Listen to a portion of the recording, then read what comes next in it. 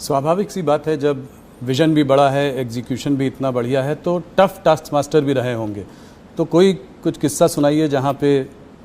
ऐसे तो ढेर सारे किस्से आपको सब जगह मिल जाएंगे जी। मोदी जी हिसाब किताब कठोरता से लेते हैं, इसके कारण बहुत नाराजगी भी है।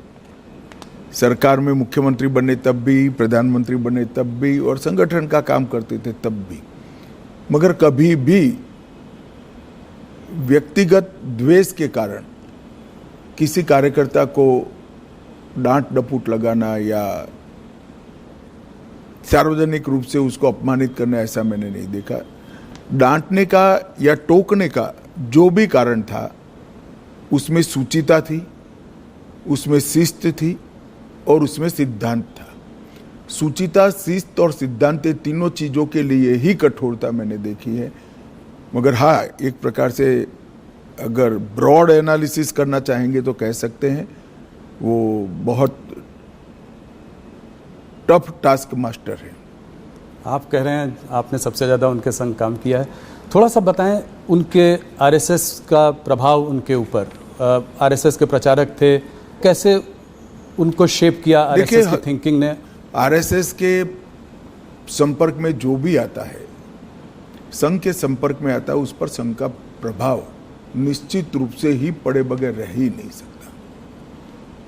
आज नरेंद्र मोदी जी जाने जाते हैं कैसे नेता के रूप में, जिसके लिए देश सबसे प्रथम है, उसके बाद पार्टी है, उसके बाद पार्टी के कार्यकर्ता है। ये जो राष्ट्र प्रथम का पूरा इतना लंबा कालखंड 75 साल का जो दिखाई पड़ता है, मैं मानता हूं वो संघ के ही संस्कार है। और संघ के संस्कारों को लंबे डिसिप्लिन जीवन के तहत उन्होंने अपनी प्रकृति में बदला है। तो संघ के संस्कारों को स्वीकार करने में या उसके हिसाब से जीने में कोई तकलीफ नहीं पड़ती। जब प्रकृति ही व्यक्ति की ऐसी हो जाती है तो अपने आप काम उसी तरह से चलता है।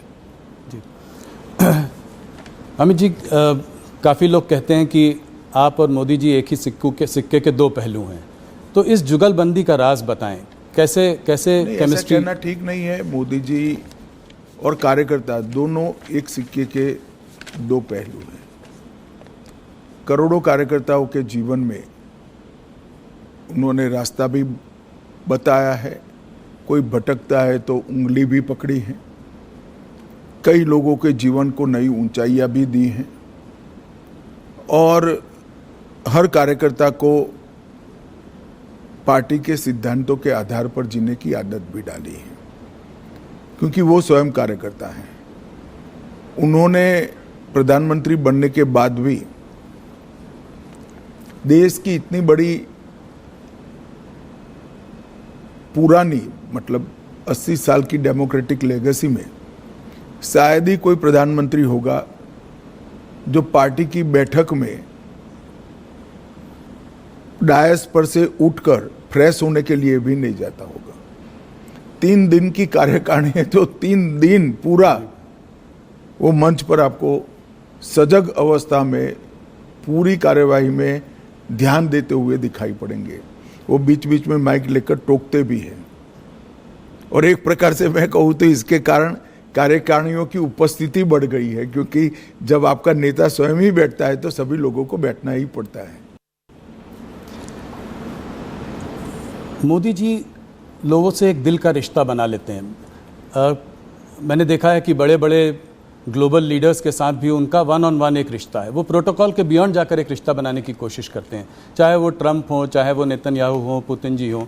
तो और अगर दोस्त कभी रूठ भी जाए तो उसको मना भी लेते हैं। तो ये कैसी क्वालिटी है? जो देखिए, कोई भी नेता जब अपने लक्ष्य के लिए और अपने देश के लिए काम करता है तो प्रोटोकॉल नहीं रहते हैं। लक्ष्य को प्राप्त करने के लिए, देश को ऊपर ले जाने के लिए जो कुछ भी करना पड़ता है वो साहसिकता से वो करता है, और इसमें कोई बड़ा साइंस नहीं है। जब अपने आप को आप निकाल लोगे, अपने आप के अहंकार को निकाल दोगे, तो सब कुछ साहसिक हो जाता है।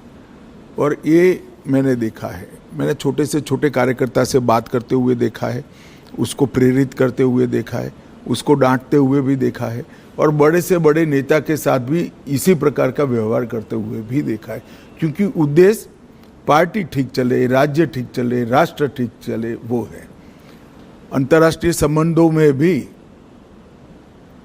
उन्होंने व्यक्तिगत रिश्ते तो बनाए, मगर वो व्यक्तिगत रिश्ते हमेशा भारत के उपयोग में आए। उनकी अंतर्राष्ट्रीय नेताओं की दोस्ती से मैं सार्वजनिक रूप से कहना नहीं चाहता, मगर ढेर सारी घटनाओं को मैं जानता हूं जिससे भारत को इतना फायदा हुआ है। कई प्रकार के अद्भुत फैसले हुए हैं जो कभी फॉरेन पॉलिसी के माध्यम से होना असंभव था, मगर वो देश के हित में हुई। बहुत बड़ी बात। 2014 की जीत, भारतीय जनता पार्टी की जीत, मोदी जी का प्रधानमंत्री बनना, ये अपने आप में एक ऐतिहासिक जीत थी। मैं आपके माध्यम से सवाल पूछना चाहता हूँ, आपको उस चुनाव में बहुत बड़ी एक जिम्मेदारी मिली है। आपको उत्तर प्रदेश को डिलीवर करना था भारतीय जनता पार्टी के लिए। उस वक्त कैसे आपने इसको किया और मोदी जी ने कैसे इसका मार्गदर्शन किया? देखिए, पूरे देश भर में कांग्रेस के खिलाफ गुस्सा और नफरत दोनों थी और मोदी जी के एक प्रकार से 12 साल के मुख्यमंत्री काल के कारण गुजरात मॉडल पूरे देश को आकर्षित करता था। जो कमियां कांग्रेस के शासन में दिखाई पड़ती थी, वो कमियों का जवाब मोदी जी की खूबियों में दिखता था। तो एक बड़ा जन आकर्षण था नरेंद्र मोदी जी के लिए। उत्तर प्रदेश में मेरे लिए जिम्मेदारी ये थी कि संगठन ठीक ठाक कर इस लोकप्रियता को वोट में कन्वर्ट करना और वोट को मतपेटी के अंदर कैद करना। और उत्तर प्रदेश में जातिवाद से ऊपर उठकर देश के हितों के लिए वोटिंग की पैटर्न लोगों के दिमाग में ठसाना।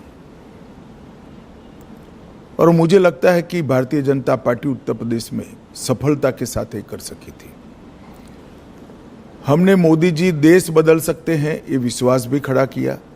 देश बदलेगा, देश बदलना है तो उत्तर प्रदेश को बदलना ही पड़ेगा, इसलिए मोदी जी उत्तर प्रदेश बदल सकते हैं ये विश्वास खड़ा किया। और जातियों की भावना से ऊपर उठकर उत्तर प्रदेश और देश के भले के लिए वोटिंग करने की एक वोटिंग पैटर्न भी हम खड़ी कर पाए। इसके लिए सघन प्रवास, संगठन का रिपेयरिंग, ढेर सारी चीजें थी, मगर मुख्य मुद्दा मोदी जी की लोकप्रियता जो अर्जित हुई थी, मोदी जी से जो आस बनी हुई थी, वो आस को एनकेस करने का यंत्रणा खड़ी करना था। मुझे लगता है हम ठीक से कर पाए, इसलिए इतना अच्छा परिणाम हमें मिला था।